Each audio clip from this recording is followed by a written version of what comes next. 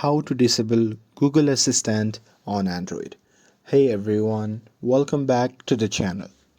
In today's video, I'll show you how to disable Google Assistant on Android. So now, without further ado, let's get started. So first thing first, open the Google app on your phone. And now here, once you're inside it, just tap on the profile icon shown in the top right corner of the screen. And now from the pop-up menu, what you can do is simply scroll down and tap on settings. And now here, once you are inside the settings, then simply scroll down and tap on Google Assistant.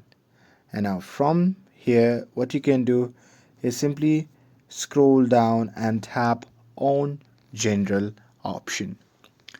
And now here in this section, what you can do is simply tap on use screen context, and here what you can do is simply tap on digital assistant app.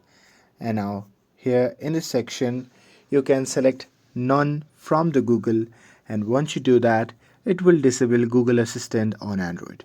And that's it. With this, if you found this video helpful, then don't forget to like, share and subscribe to get updated for more videos. Thanks for watching, and I'll see you in the next video.